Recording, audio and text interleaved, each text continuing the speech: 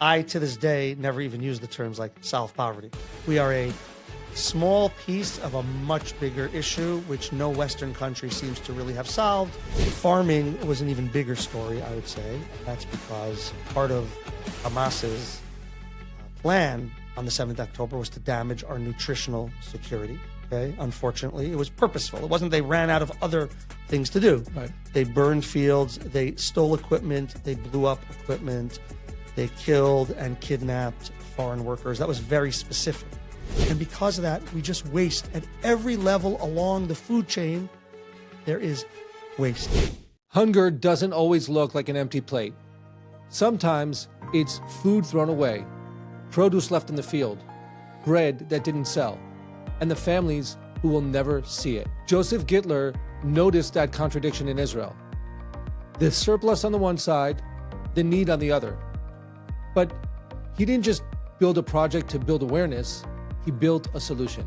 That system became Leket Israel, the country's largest food rescue operation. Not just charity, infrastructure.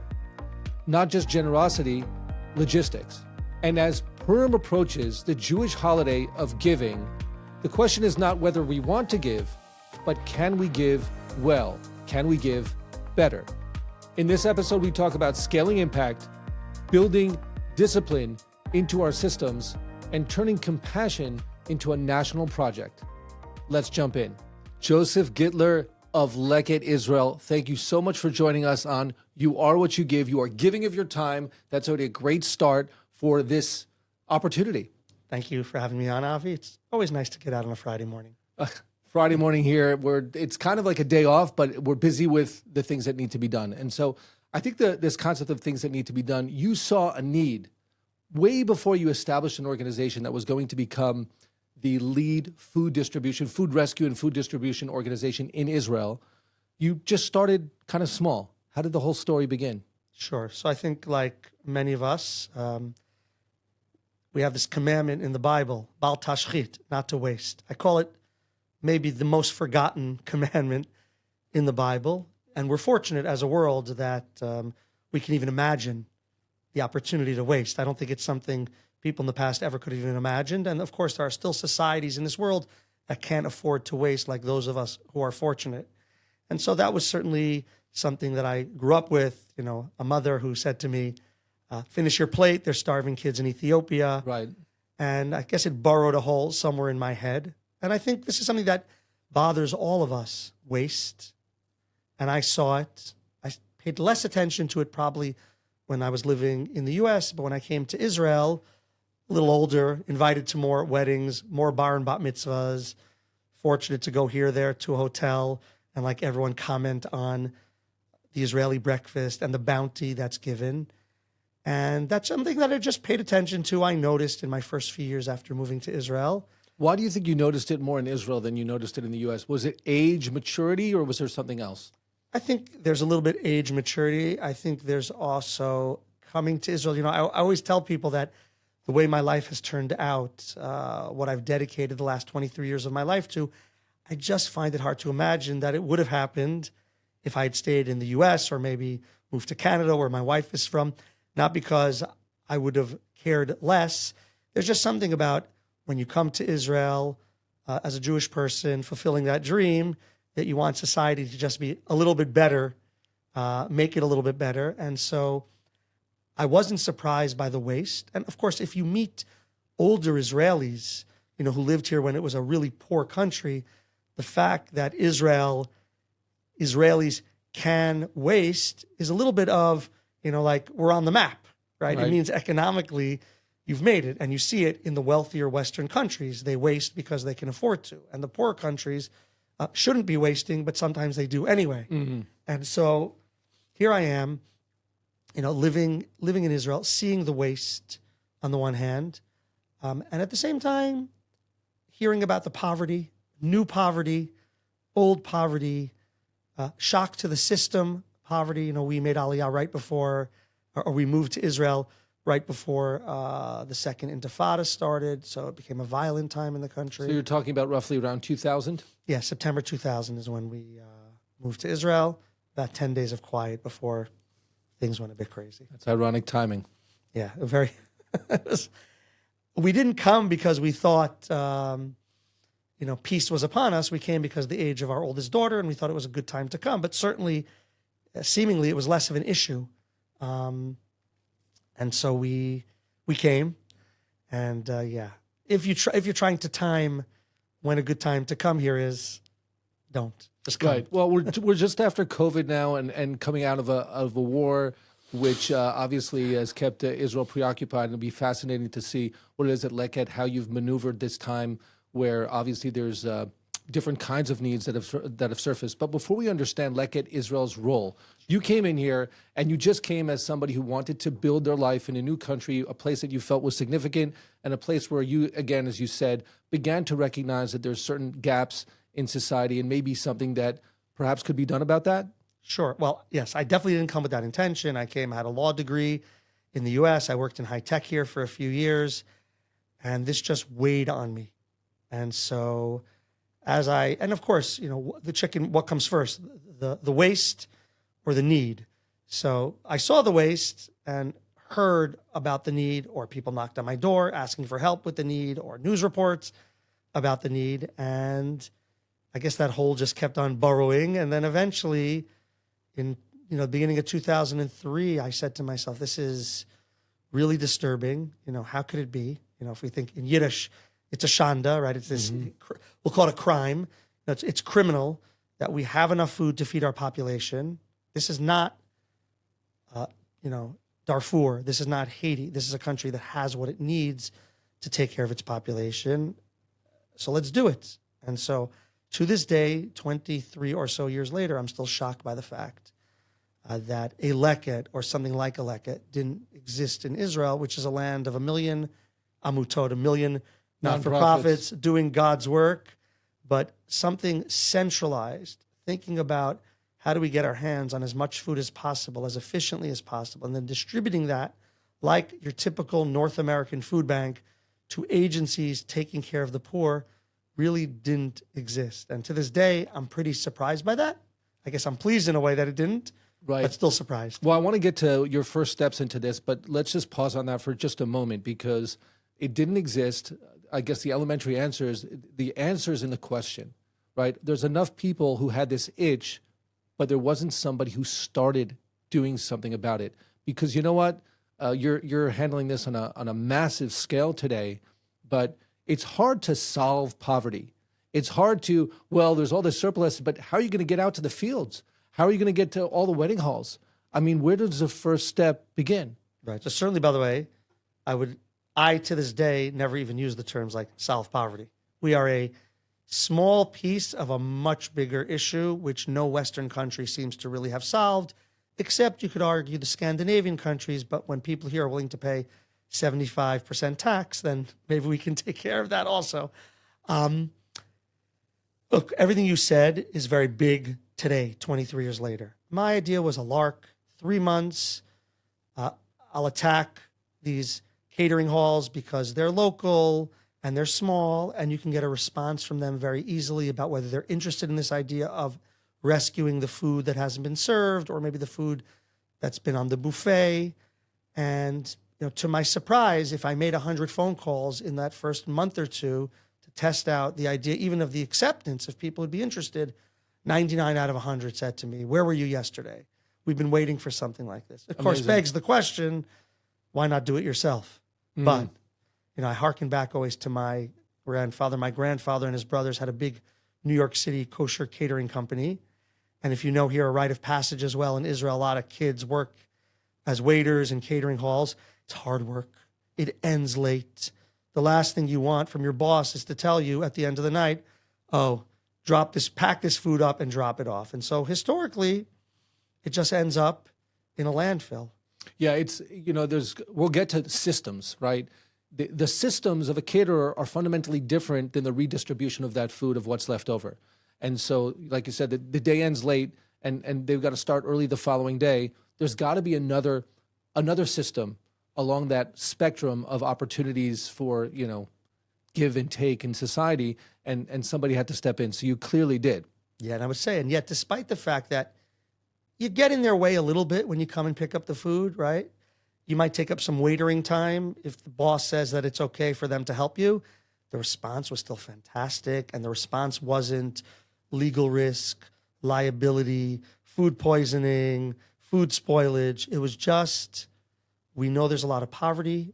We know that we have this quickly degrading asset that we really have nothing to do with. That's because of culture, in some ways, expectations, right?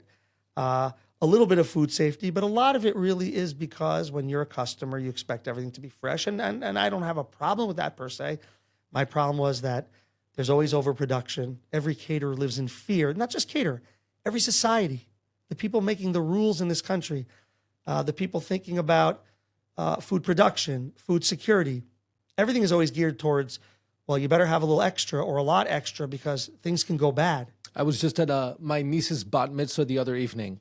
And for the first course, they had two options. And everybody wanted the salmon. And I'm like, eventually they're going to run out of salmon. But they didn't run out of salmon. So what about the other option? What happens with that? Right. You are 100% correct. You answered your own question. There's tremendous waste. There's a fear of running out. That ruins your reputation. Okay. And so that happens in the army, and that happens in corporate cafeterias, and that happens in hotels, and that happens with all types of producers and manufacturers. And there's so much psychology also built into, what we'll take, what we won't take. I remember years ago there was this documentary made in British Columbia, and a lot of it was focused also. It was on food waste, and they went to a farmer's market, and one of the guys who was selling lettuce, he said, "I only have 2 lettuce left." He pointed behind him. "I won't sell them," because people assume, well, if those didn't sell, there's probably something wrong with them. But if I had 20 lettuces left, I might sell another 18 or 19. And so there's a lot going on here. We were talking before we started about dates on food and talking about the whole lack of knowledge around that, or my Cinderella example, which is, if milk says February 15th on it, so so on February 14th, it's okay. And then when it hits midnight, it just, magically goes bad. And of course, that's just not the way things are. But there's so much built into this. And because of that, we just waste at every level along the food chain. There is waste. And I will tell you, even after 23 years, we've made very little headway into behavior, whether it's purchasing, whether it's leftover Shabbat food, whether it's the way hotels or caterers provide. The difference is there is a leket. So if you're not going to change your behavior in how you serve, at least there's a leket that's going to come in and do its best to try to rescue as much of that food as possible and get it to those who need it. Well, so you talked about the food chain, literally and figuratively, right? So you're starting with the halls, the caterers. What's the next step? How do you start? Well, first of all, you're starting with your own personal vehicle, correct? Yes, correct. Yes, my vehicle, which I've pointed out often, in Israel, you get special tax breaks for your first vehicle. So you shouldn't use that to start a food rescue organization. That's the smells and the stains are not coming out because there's a lot of mistakes in the beginning. Right. Look, very quickly, there was a realization that the catering community was willing to donate this food, and the nonprofit community was thrilled to get this food because you're bringing high quality food free of charge to them, which was a decision I made on day one.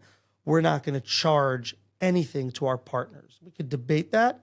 That's a decision that was made. I'm happy with that decision because at the end of the day, we're a logistics company. I think you described us in that way. We do hard work, but we're not doing the hard work. The hard work is dealing with the battered women and the youth at risk and the Holocaust survivors. And so as much as we can allow those today 350 agency partners throughout the country to focus on their job, lower their costs, not have to worry about where their next meal is coming from. So we've done even more than just providing food. So very quickly realized the value of the food and the willingness of those to donate it. And so what started out as night in me in my own car, within about 6 weeks, I put the word out. I was looking for volunteers. It was not hard to find volunteers. And then I started to focus my energies a little bit on seeing, okay, would other types of catering companies give their food? Would army bases give their food? Would corporate cafeterias give their food? when hotels give their food. I really just started knocking on doors. I drove in my car. I remember some of these incredulous places. Like I remember there was Teva had a factory at the time in Kfar Saba. And I just parked my car, knocked on the door of the guard and said, and I for sure am the first and the last person to have ever knocked on that door. And when they said, what can we do for you? Said, I'd like to speak to the chef, right? That's not typical. And that's really what it was. Just knocking on doors and the willingness of people, and you get one place, and maybe it's the same caterer in another place. They like what you're doing.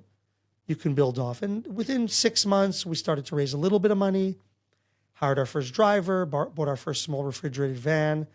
And it's really just been from strength to strength from then, growing very specifically over the last 23 years, but also, unfortunately, in this country, reacting to, I would say, the 6 or 7 serious emergencies we've had in the 23 years since Leket started. Then, of course, doing what needed to be done, changing tactics, pivoting when those situations. But all in all, 95% of what Leket does is very focused. We're a food rescue operation, finding food where we can get it, distributing it to our partner agencies, and we estimate maybe we're doing 10 to 15% of what's available. So there's a lot more to do. Yeah, but 10 to 15% of what's available is millions of pounds per year of food that you're rescuing and redistributing. So Can I correct you? Tens of millions. Tens of millions. Well, thank you for that. That's an important correction. Yes. And I mean, we're talking about this huge scale. I want to talk about how you've created those efficiencies. But before we talk about also the pivoting over these last 23 years, there's that point where you start in your own car and then it starts growing. What was perhaps the more challenging part, or was there, where you have to say, okay, this is not just me anymore. This is an operation. This is going to grow beyond me. I have to release some of these different roles so that this can scale. Right. So I was lucky that I'm somehow very, very easily able to give things up. That's good. Okay. Now, in the beginning, I made some mistakes because I did lots of jobs as a kid. I was a camp counselor, but I never went, let's say, the next level. I was never a division head, right? And certainly, if you'd ask my friends, would I call myself the leader of the group? Perhaps. Maybe they wouldn't agree with me if they were on here. I'm also the oldest of 4 boys, so I guess naturally you grow into that. You grow into that. But that being said, I was never an employer, and made my fair share of mistakes in the beginning. But you learn from those. Absolutely. If you're fortunate. And I did make a couple, and we don't have to go through them, but I remember them very clearly. And is there something that you would give as an example, something that perhaps other nonprofit leaders out there can learn from? Well, I think that if I could be very general, our first employee, just because when I made Aliyah, I was lucky enough that I could go back in the summers, and I wanted to go back in the summers to visit my family. Well, if you start something new, don't think you can still do that. So that was a mistake I made, and I paid the price for that. Certainly in the beginning, it was a mistake. What do you mean with your first employee? Well, I disappeared. Oh, you disappeared. You as your own first employee? No, our first employee, I disappeared on her. Oh, okay. After, working for us for a few months, disappeared for a month. And it was, of course, there was emails and phones, but it's not like today. Today we're much more with our phones, much more instant communication. No smartphones 23 years ago. No smartphones. And by the way, I even look at it. I used to say, oh my God, how did we even, if there hadn't been email and cell phones then as what it was, how would we have ever built this? And today I look at it and say, oh my gosh, if we could have had WhatsApp 23 years ago, we could have scaled up so much quicker. That's amazing. What you're basically saying is that you were at the right place at the right time, because we asked before the question, well, why aren't these, the caterers or the army, why aren't they doing this on their own? And it needed to have the person who was going to take that first step, that chutzpah, if you will, to see the challenge and challenge it. As you said before, attacking the catering companies, right? You had to go on quote unquote offense, even though everybody was on board with you. But at the same time, there were enablers like the technology. And I can only assume that the technology as it develops today, and I know you guys are on the cutting edge of technology, that it allows you to even further scale and create efficiencies in your systems. Sure. We're cutting edge on technology in the sense that I like to be, if I have what UPS has, 2 versions after them, that's where we should be. Yeah, you're doing okay. We're doing okay. And of course, like everyone, we're looking at all the new tools that are coming out and seeing how that can help us. But at the end of the day, I still need a truck to pick up the food. And for now, maybe that will change. I still need volunteers or paid staff to pick in the fields. And we need people to come to our distribution center and repack fruits and vegetables for distribution to our partner agencies. I mean, I harken back to what you said about the Army. The Army is such a great example because I remember it took many years of bottom-up work with the Army to really convince them that it should be top-down, not because we wanted to be the exclusive, but we felt very strongly like the Army needs one organization they can talk to, deputize us. So I can send another agency into an Army base to pick up, but it goes through us. And I remember one of my first meetings with, like the head of logistics in the Army, and I did say to them the same thing. I said, why can't you guys just do this? You're the biggest logistics company in the country. And of course, they laughed at me because they have a job to do. Exactly. Okay? And they were right. And I'll take it one step further. The Army, as an example, why do they throw away almost everything after every meal? Because it's such a big moving operation. And the idea of trying to figure out what's good and what's not good for the next meal and the risks involved with that, it's just easier for them to just say we start from scratch every meal. Yes, a closed yogurt, which wasn't out, in the middle of the field, that's one thing. If it's in a closed environment, fine, they may reuse it. But everything else, it's just not worth it for them. And that's what we see a lot of. And that's, again, why we're here to try to solve that issue for all these food donors who really are so happy that we've learned over the years to give the food as long as there's minimal risk to them. One of the things we're discovering in conversations with leaders such as yourself is the point you made before about the laser focus on what your role is actually allows you to scale. Sometimes we think that scaling is going to come from, I'll do a little bit of everything. We have an episode coming out in a couple of weeks about the story of Luke Michelson, who discovered the problem of bedlessness. And he would start going into homes and delivering beds for people who didn't have beds. And the easy thing to do is, well, you don't have beds, you don't have a lot of other things.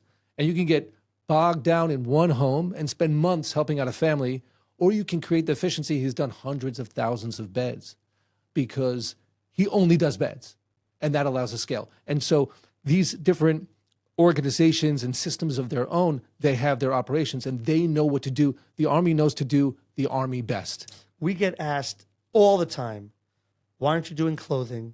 Why aren't you doing furniture?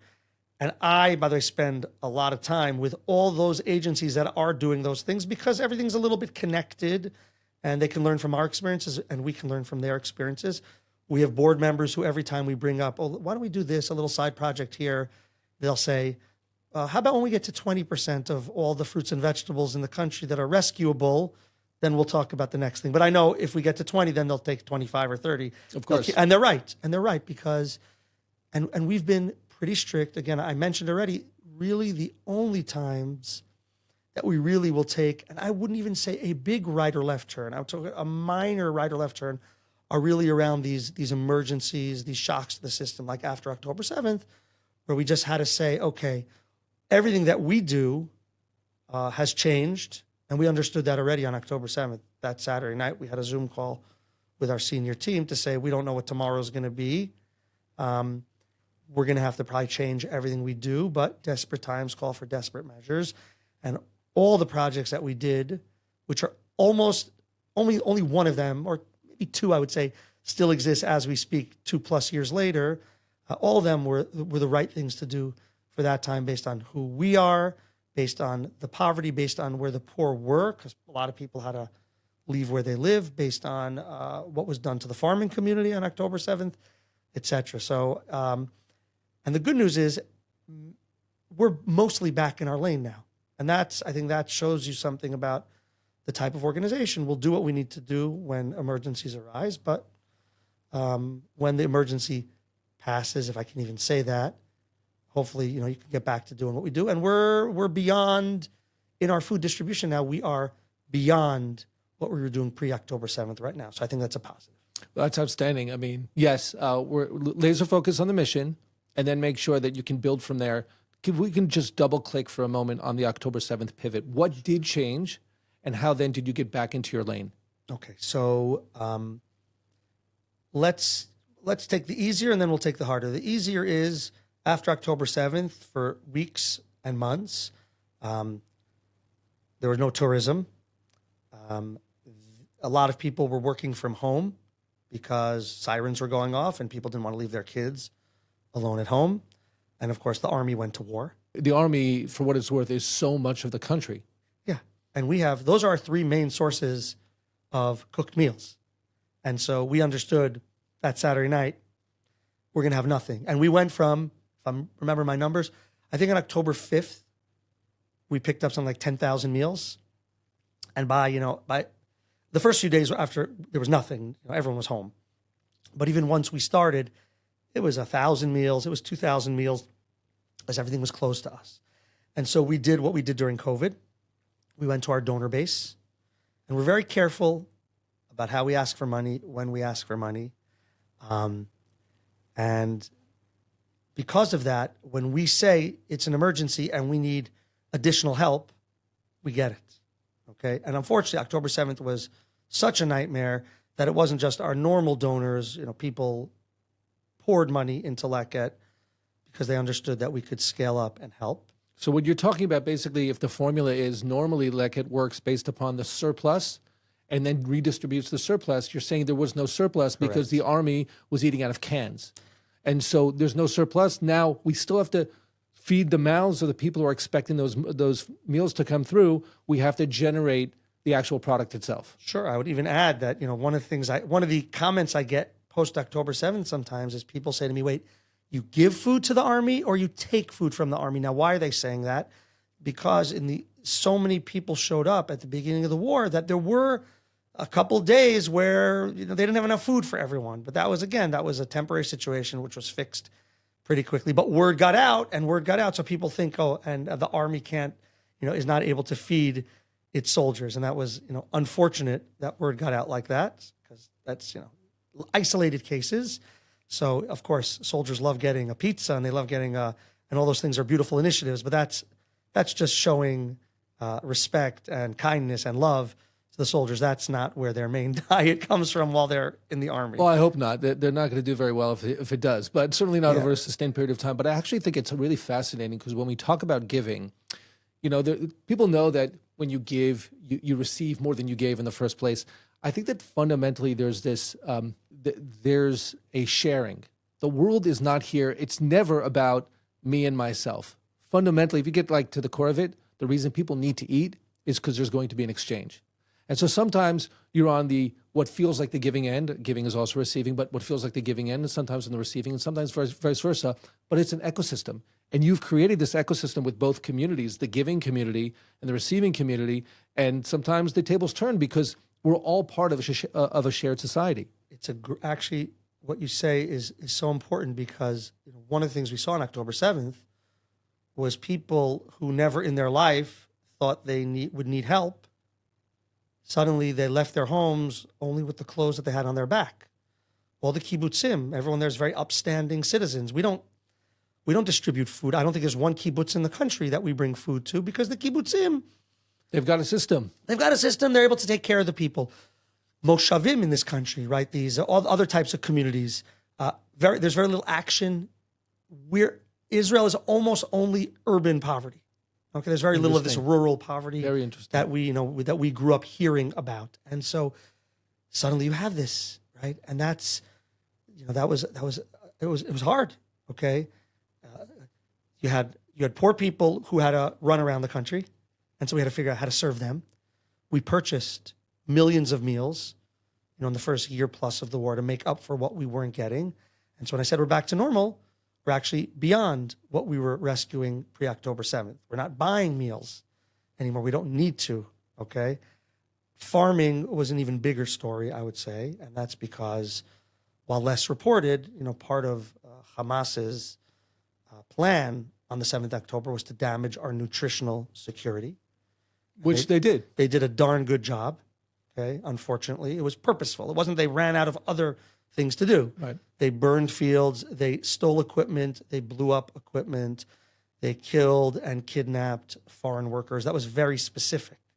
It was clear that these foreign workers are probably not citizens of the state of Israel, and yet that was done purposely. They weren't Jewish, they weren't Israeli. And it worked. And it worked because most of them left the country. And so, again, we understood that what we normally do, and Leket has a really simple plan when it comes to farmers and packing houses. Do you have excess crops that you're not selling for whatever reason, not marketing, they look funny, there's overproduction, there's order cancellations, market price is low.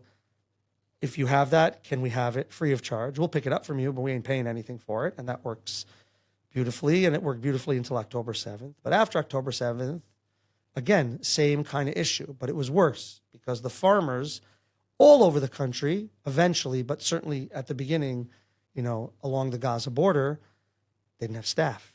And so we did a whole series of different projects in order to help farmers. The first thing we did is every farmer we ever worked with, we raised money, we gave them a grant. We just sent them some money. Then we set up loan funds. We set up grant funds to help them buy equipment. And I'd say most importantly, which we never do, we hired buses and we recruited volunteers. And we've sent over 10,000 buses since October 7th to help the farmers. Now, normally 10,000 buses, so we're talking about what, 50,000 volunteers? I think we hit 120,000. 120,000 specific volunteers. just to that, just the bus initiative. And the difference, the real pivot here for us is that normally, if you come with your family to pick for Leket, everything you pick, that's Leket's. What does that mean? That's Leket's? To feed the poor. Right. All the work we've done with farmers since October 7th, specifically with the buses, that's for the farmers, free of charge. And very often farmers would call us after and say, we're also having some trouble selling some of it. So we would buy it. We bought over 20,000 tons. Which you needed anyway because you had to distribute. Correct. And that also is mostly back to normal, except we're not buying produce, but we are still sending volunteers down, about 50 buses every week, a little bit in the north, but mostly in the south. And that's only from farmers who tell us they still need help. Right. So you still have thousands of volunteers, I guess, tens of thousands of volunteers per year, just keeping at it.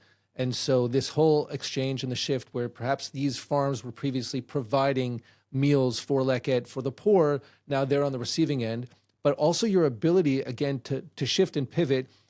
It seems to me that the only reason that you were, cognizant of their needs on a strategic organizational logistics level is because you think that way as an organization anyway. And you were able, how to mobilize thousands of buses because you know how to mobilize thousands of trucks. There's something that's still within your domain of let's create these efficiencies, which I think is just amazing. It's a pivot in terms of tactics and tasks, but it's not that it's something that's fundamentally out of your wheelhouse. Correct. So I think it's just amazing that you managed to do that.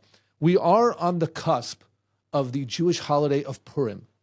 And Purim gets back to that idea of we're all part of a shared society and there's a give and take. And when you take, you're giving. When you're giving, you're taking. And so these directives around the holiday, the story of Mordechai and Esther, this idea of let's not only survive but thrive together as a society. So we give gifts. Sometimes we give gifts in exchange. Sometimes we give them we give to the poor. If you took Halloween and flipped it on its side, so we get dressed up in costumes, but not to trick or treat and get something, but rather to go to people's houses and give them something. So I understand that Leket has really a great time, if you will, on Purim. It's a happy holiday. What does Leket do on Purim? Right. So I want to just say one quick thing before that, and Please. that is, I think it's important to note that we are not an emergency organization. We feed the poor throughout the year. And I'm pointing that out because, yes, around the Jewish holidays, we will give more. We will also fundraise more because there's expectations in the community. But let's be frank, someone who's hungry in the middle of February, it doesn't make any difference to them. Purim, Passover, the Jewish New Year. And so we work throughout the year. We push throughout the year to make sure that the poor are taken care of.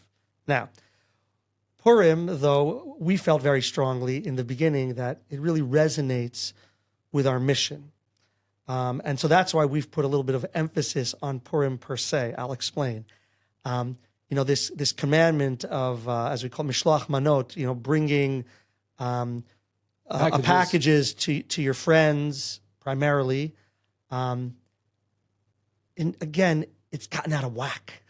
And so, it's kind of like the candy holiday, the junk holiday. And I grew up with that. I loved it like any kid. And so there's this movement to, of course, do what you have to do according to Jewish law, which is actually very minimal, okay? Right. And instead to turn it into an opportunity to take care of those in need. And so really for us, and I want to say we were the first organization to do it. Now everyone does it as well. Everyone was the first, right? Everyone was the first. This in lieu of, right? That's what I call in lieu of sending these gifts to your friend, make a donation, send a card to them. In the beginning it was print. And today, of course, very little print, although we still do that. It's mostly e-cards. And that has been a phenomenal success for Leket over the years. And I think any organization can do it. I think for some people it resonates specifically because it fits well with our mission also. It's not just we're fundraising around the holiday. It fits with the mission of Leket of not wasting, because what happens, a lot of that stuff is junk, so it's bad for you also. And a lot of it gets wasted because, like when my kids aren't looking, I'll just throw it in the garbage. Not me, of course. I'm going to get in trouble for even saying that. You do not cut that. Keep that in. Okay. But the point is made is that, obviously the people selling candy and other stuff, they may not like my message and I want them to do well. I want them to sell. But I think the point that we don't need to do this. And so that's why part of what's been so successful. And I'll add to that, of course, the whole aspect of giving to the poor, which is a big commandment on Purim. So, of course, we capitalize on that in the sense, and we, will help people accomplish that mitzvah, that commandment, by feeding the poor, whether we're giving out grants, but more likely using it to power our operation, to feed people meals, to rescue fruits and vegetables. And so it's fit very well for us. And I think, I'll add also, it's been a great way to spread the message of Leket. Having an order of e-cards, which then gets sent out to other people who then often order e-cards on their own, has been really a boon to us and helped us spread the message of what we're trying to accomplish. When the kids come home in our home from their Purim, distributing and getting all the packages, so we basically say, okay, you've eaten all the candy you can eat for one day. You're going to get sick. You know that, right?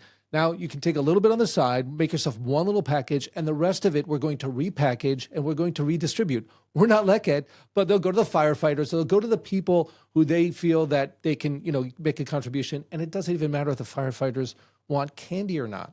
They just the interaction, the people. Yes. That kind of role that your volunteers have, and that sense of rewarding the fact that you still have thousands of people, tens of thousands of people volunteering every year because it's so rewarding to the person who's giving. I also think that we talk about surplus. So if you're not here, or you didn't just do a bat mitzvah and you don't have tons of food left over, you might have resources that are financial, and that might be how many, whatever it is, can you possibly buy? And so that's actually gets, I think, to the heart of giving when it comes to better giving, right? What is it that we have there's a little bit extra on the side, maybe a lot extra, and how can we redirect that? So again, this shared society that we're building is going to be a little bit more equitable. Joseph, I love everything you're saying. I think it's really a great way to get excited about the Purim holiday. How can people get in touch if they want to get involved? Sure. And I was going to say, we have a lot of different types of stakeholders, like you were saying. There's people who have time, right? There are people who are here in Israel and have time, so they can give their time differently than others. Or visiting. There are people who have, money, and that's the easiest thing for them, the best thing for them. And, we have all types of people involved in Leket at so many different angles. It's really been a pleasure, in a way, to be able to connect with so many different types of communities. Look, how can people help? So first of all, I'd like people to learn more about Leket. We're limited. So let's start with that. Please go to our website, Leket,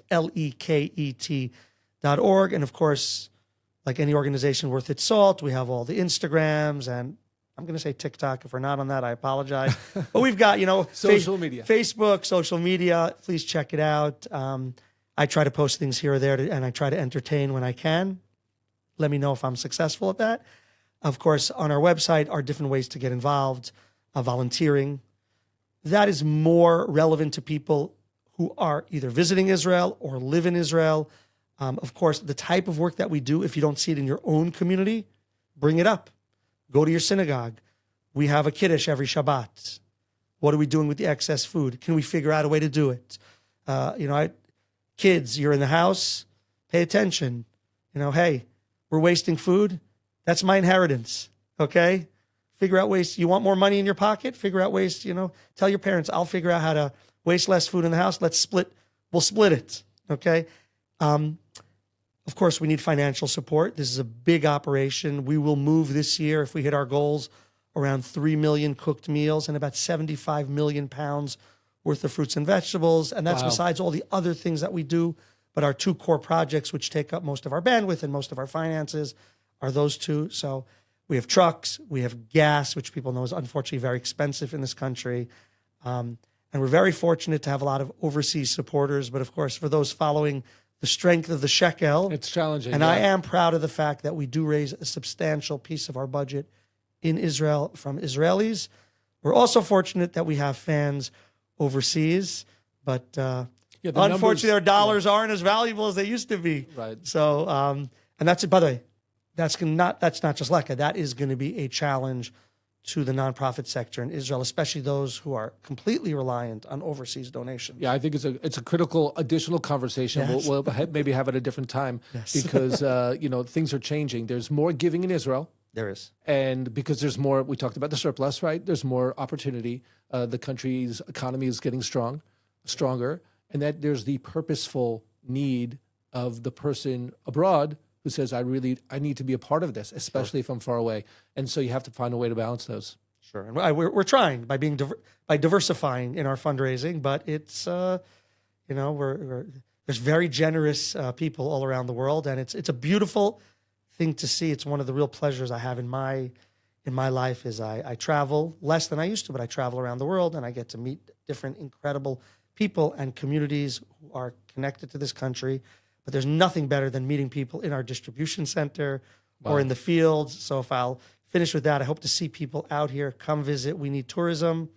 We need volunteerism. And there's lots to do here. So come on out. We'll keep you busy. There's multiple bottom lines. If somebody shows up and they get on a Leket bus going somewhere or get involved, roll up their sleeves in some way, shape, or form. So there's going to be multiple bottom lines to that. And I think it's amazing that you've provided those opportunities. It starts, Joseph, with you just recognizing that the itch, that moment is just something that you're not going to overlook anymore. And look at what you've built. It's really such an opportunity for really this entire country and hopefully a model that other societies around the world will be able to follow. So thank you, Joseph. Thank you again for the opportunity and wishing us only good news in the future. And a happy Purim. Happy Purim to all. Before we close, I want to thank Joseph Gitler, not only for building an organization, but for demonstrating that hunger in a modern country is not inevitable. It is solvable if somebody takes the time and takes the responsibility to do something about it. And that takes us to this week's Giving Challenge. We're calling it the Purim Giving Challenge. On the Jewish holiday of Purim, we celebrate giving from one to another. But this Purim, let's take an opportunity or the responsibility to make sure that we're giving to someone who otherwise wouldn't have. That might mean adding one family who you weren't going to give to give to them as well. It might mean adopting another organization or perhaps volunteering in a way that you don't do traditionally year after year. If you're not Jewish or you don't normally celebrate the Purim holiday, this year, this week, let's take that opportunity to find someone in need who otherwise simply will not receive if you haven't taken that extra step. Because the Purim holiday and our lives in general shouldn't only be about how we celebrate, but how we give other people the opportunity to celebrate themselves. As always, thank you to Victoria Hurst for making the giving opportunities presented in You Are What You Give possible. And thank you to our growing community for being part of this and helping the world move one step closer to a better giving society.